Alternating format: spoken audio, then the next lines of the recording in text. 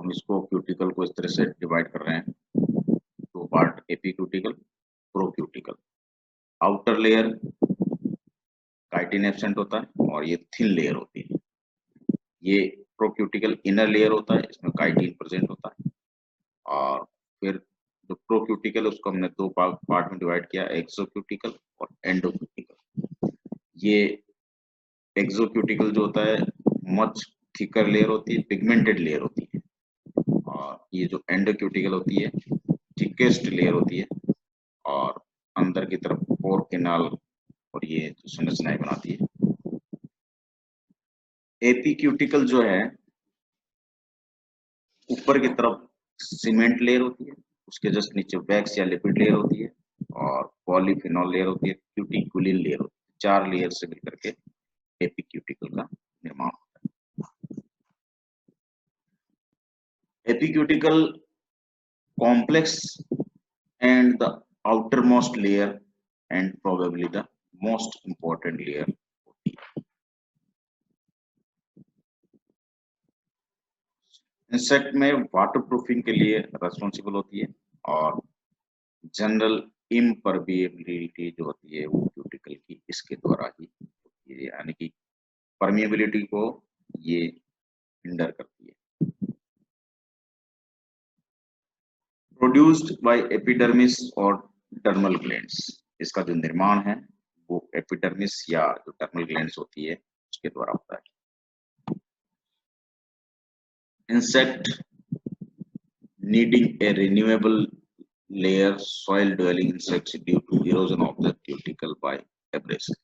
तो ये जो नई क्यूटिकल बनती रहती है और पुरानी क्यूटिकल शेड होती रहती है, इसको हम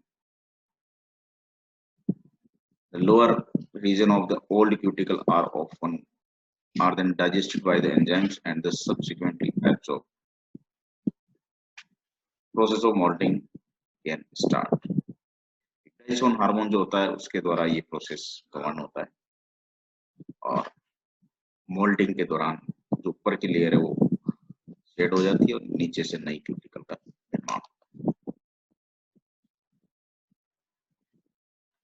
significance of each layer of epicuticle, अगर हम देखें तो फर्स्ट जो लेयर है सीमेंट लेयर है, आउटर मोस्ट लेयर है, closely associated with wax layer and may serve to protect. तो वैक्स लेयर को प्रोटेक्ट करने का काम ये सीमेंट लेयर करती है। तो ऑल इंसेक्ट्स के अंदर यानी कि सभी इंसेक्ट में कोई जरूरी नहीं है पाई जाए वैक्स लेयर तो सब में पाई जाएगी, लेकिन ये जो है सीमेंट लेयर सभी इंसेक्ट में पाई जाए ये आवश्यक नहीं।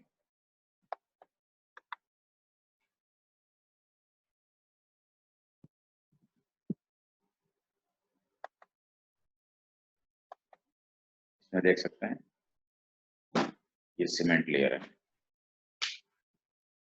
जस्ट नीचे एक वैक्स लेयर।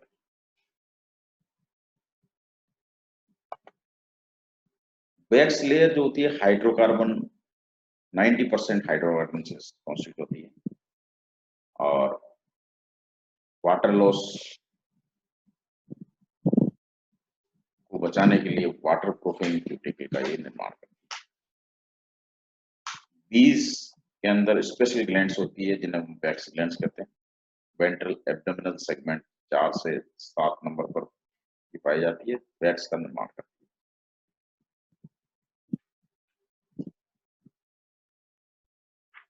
और उनके सेल्स के निर्माण में ये काम करती है। आउटर क्यूटिक एपीक्यूटिकल जो है, cuticulin is a very thin layer of protein about 0.0075 angstrom thick, which is the typical thickness of an animal cell membrane. It is impregnated with lipid, some of which may be covalently bound to protein as lipoprotein.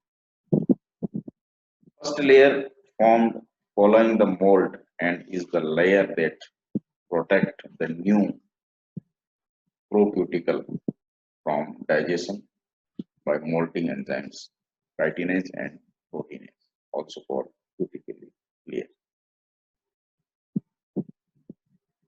ये जो लेयर है वो moulting के पश्चात प्रथम ये layer बनती है और जो प्रोक्यूटिकल को प्रोटेक्ट करने का काम करती है from the digestion of by molting enzyme. Inner epicuticle वो थोड़ी ज्यादा मोटी होती है, मच थिकर होती है देन द आउटर एपिक्यूटिकल. नेक्स्ट है wax canal filament. A filament of wax that is produced by the hypodermal cells and extend to the inner part of the epicuticle. Wax canal filament जो होते हैं hypodermal sales के द्वारा निर्मित होते हैं और इनर पार्ट ऑफ एपिक्यूटिकुलम तक फैले रहते हैं. पोर कैनाल से 10 से 20 गुना छोटे होते हैं. वैक्स कैनाल छोटे से वैक्स के फिलामेंट्स पाए जाते हैं और ये यहाँ से लगा के नीचे तक पाए जाते हैं.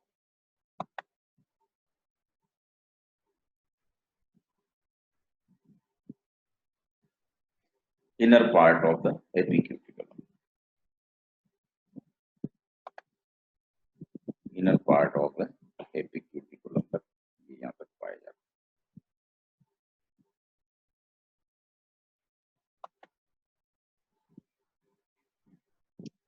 पोर कैनाल ये बहुत ही इंपॉर्टेंट संरचनाएं हैं जो छोटे छोटे पोर का निर्माण करती है. Hypodermal cells inner part of the inner epicuticular layer तक हाइपोडर्मल से वहां तक पाई जाती है. Inside the canals are wax filament that extend up to epicuticular layer, probably serve as a transport passage for wax from hypodermal cells up to the wax layer. Hypodermal cell से wax layer तक ये पोर canals पाई जाती है जो transport passage का कार्य करती है वैक्स को हाइपोडर्मल सेल्स से वैक्स लेयर तक लाने. Pore canals are passageway from 0.1 micron to 0.15 micron diameter, extending from the epidermal cells through the endo and exocuticle.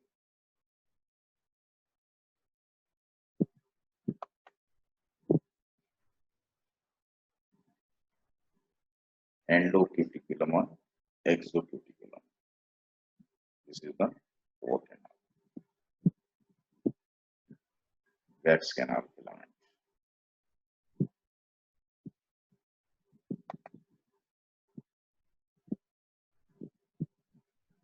The exocuticle contains chitin and protein. It lies just beneath the epicuticulum. It is highly sclerosed and is therefore hard and rigid. एक्सोक्यूटिकल होती है वो endocuticle के just ऊपर पाई जाती है और एपीक्यूटिकल के just नीचे पाई जाती है. Layers within the exocuticle may refract light in such a way to produce structural colors in some insect. Exocuticle colour को रिफ्रैक्शन प्रदान करता है जिससे कि उसमें कलर्स डेवलप होते हैं. Many of the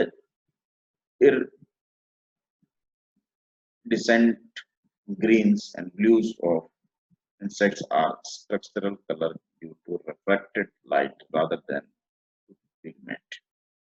कहीं जो बीटल्स में हमने देखा होगा, आपने देखा होगा कि जो कलर आते हैं लेटरा पे, जो कलर होते हैं वो उनके पिगमेंट से नहीं होकर के इनके अंदर जो रिफ्रैक्शन, लाइट का रिफ्रैक्शन होता है उससे डेवलप होते हैं.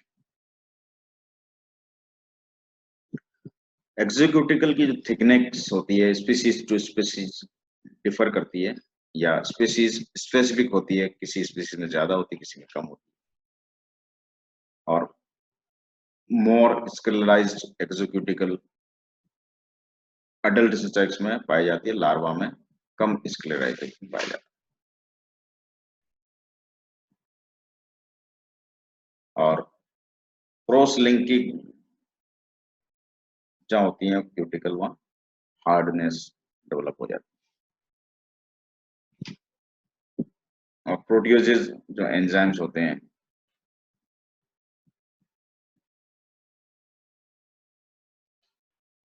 मेलानिन पिगमेंट इनके अंदर पाया जाता है, और आर्थ्रोपोडिन और स्क्लेरेटिन भी कहीं कहीं जगह पे केमिकल कॉन्स्टिट्यूएंट्स में प्रेजेंट।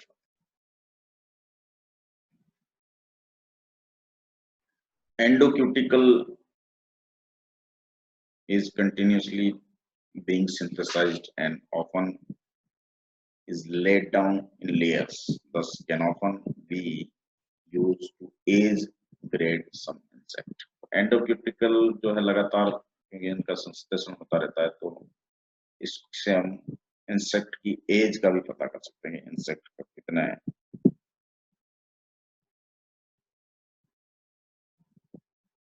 हाँ, मतलब उसकी एज डिटर्मिनेशन में ये काम आती है।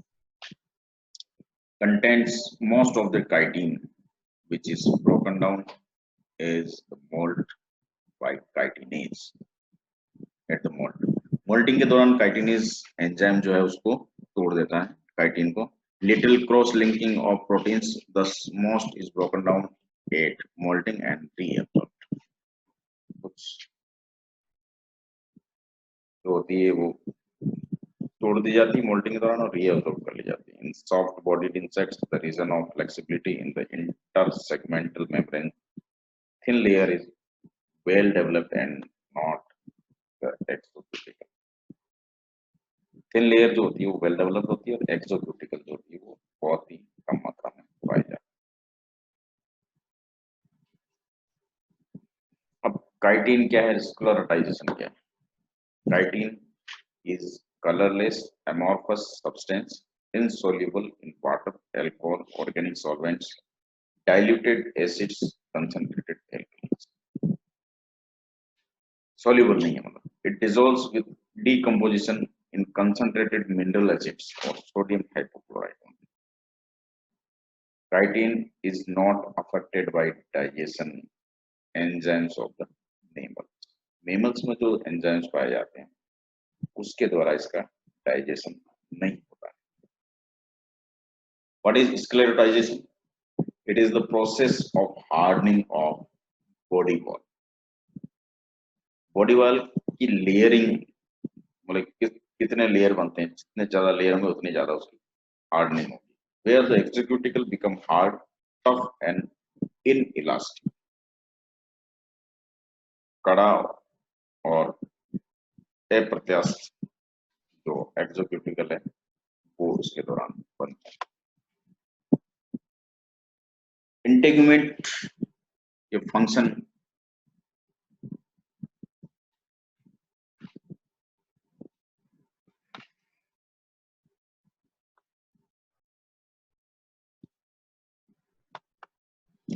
नेक्स्ट लेक्चर में हम इंटेगुमेंट्स के दूसरे पार्ट एपिडर्मिस या हाइपोडर्मिस या एक्टोडर्मल लेयर के बारे में बात करेंगे, और बेसमेंट लेयर के बारे में बात करेंगे। इंटेगुमेंट के कार्यों के बारे में, फंक्शंस के बारे में बात करेंगे, और उसके जो इवोल्यूशनरी सिग्निफिकेंस है उसके बारे में बात करेंगे। धन्यवाद।